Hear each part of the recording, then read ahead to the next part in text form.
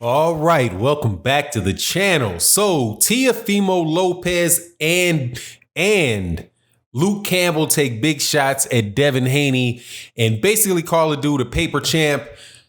Devin Haney's a really good fighter and the WBC champion, but they got a point. Let's talk about that in this video.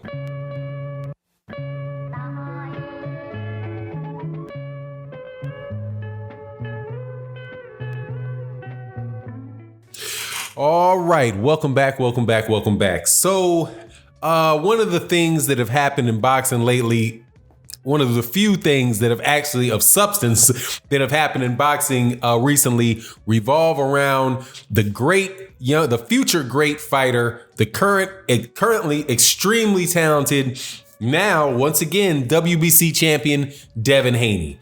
The issues were revolved around two things. One is a statement that he made on one of the best boxing shows on the internet, 78 Sports TV's live stream, and the other was a decision that was made relative to Devin Haney by the WBC. And I personally suspect that the two are connected, but the most important thing for this particular video or this topic is the fact that Devin Haney was reinstated as the WBC champion. Now, just by brief because some people watch the videos, they don't necessarily know the background on it. So just very briefly, Devin Haney was the #1 contender was fighting a title eliminator, I believe. Maybe it was a title eliminator for the WBC. And when he won that fight, he was going to become the mandatory for Vasily Lomachenko, who at the time was the WBC champion. When the WBC then gave Vasily Lomachenko a new title called the franchise champion, which basically meant that he no longer had to defend his title against mandatories. They gave the title. They notified Devin Haney, and that's the important part. They notified Devin Haney that he was now he was now the WBC champion. He has a fight against, I believe the kid's name was Santiago. If somebody can correct me if I'm wrong. He beat Santiago, and after that fight, he's injured or maybe it was something that was an older injury, but whatever the situation is, he winds up having shoulder surgery. The WBC asked him how long it would take for him to get back. Devin Haney either didn't give them an answer or didn't give them an answer that they liked. And as a result, they removed Devin Haney from the WBC champion position and put him in another category called the champion in recess. Now, if you are not a serious boxing fan, you have to excuse me because I know what I said sounded very, very confusing, but trust me, there's no other simple way to explain why you have 3 different champions all for the same organization. The champion in recess, the franchise champion, and the regular champion. It's just absolutely, and they've got other ones. They got diamond champions, they got chrome champions, they got all kinds of champions over there at the WBC. But Devin Haney now, after presumably because for whatever reason, the WBC decides to reinstate Devin Haney back into the WBC position. Now, I think that it is that would be the right decision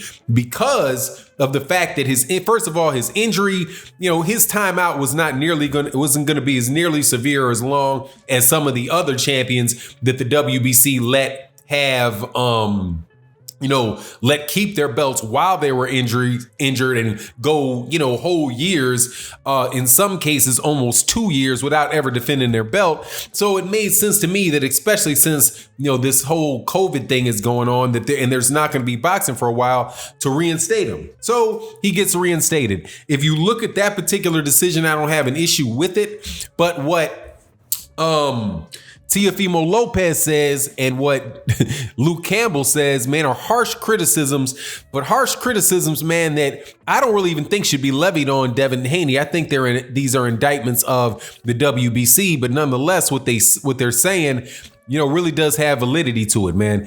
Teofimo Lopez, who is the IBF champion, and who is slated to fight Vasily Lomachenko to unify the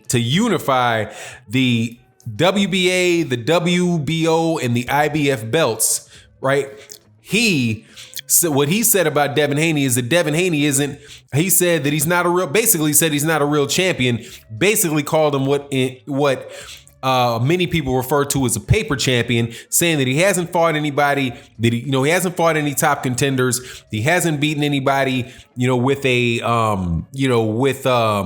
beat anybody with a belt. He didn't beat anybody, when he won the belt was like Luke Campbell said, it was emailed to him. So Teofimo Lopez, look, man, Devin Haney, there's two issues here. One is, Devin Haney is an excellent fighter, and Devin Haney has all the ability I believe he has all the ability in the world to beat anybody at lightweight.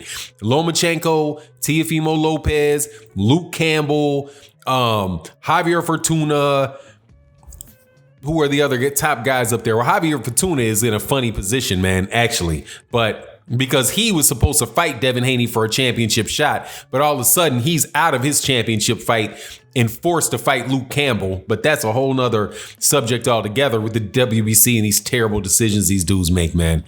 But anyway, he's not fought any of Devin Haney he has the ability to fight and beat all of the top lightweights, but really and truthfully, he has not ever fought one. And I don't think he's fought anybody that it would be considered close to a top lightweight. That is unfortunate because what he did was, but that's not his fault.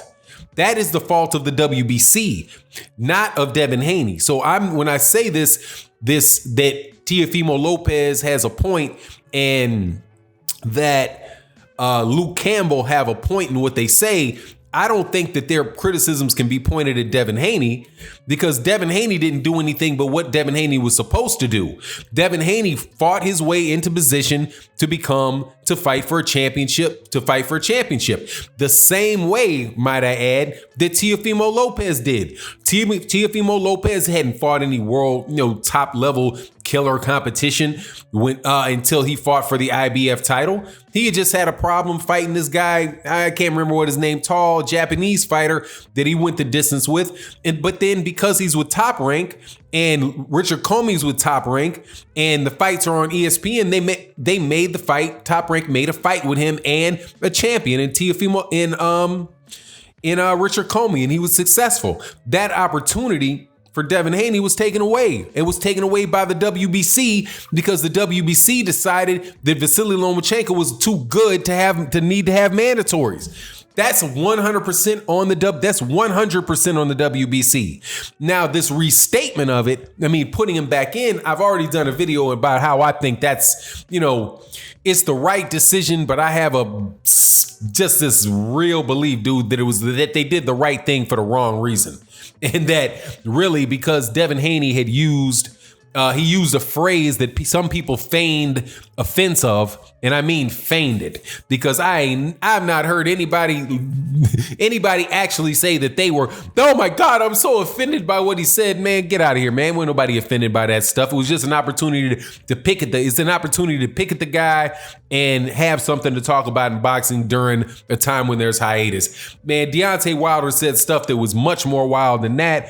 Paulie Malignaggi said something the other day that was just mind-bogglingly racist, and I haven't heard anybody make mention of that. But then again, Paulie Malignaggi's not a champion and Devin Haney is, so you can take that argument either way. But regardless, it's just a really jacked up situation where I find myself having to defend Devin Haney and his talent because he's got the talent. He's as good a fighter as Teofimo Lopez is. He's as good a fighter as he might be as good a fighter as Vasily Lomachenko is, or at the very least, he would have had the opportunity to prove that at this stage in his career that he is good enough to beat Vasily Lomachenko where Vasily Lomachenko is in his career. And he wants to actually have the fight. I truly, truly believe that. But the issue is the WBC and how they are protecting certain fighters from having to take tough challenges. Because if you look at the fight between Vasily Lomachenko and Teofimo Lopez,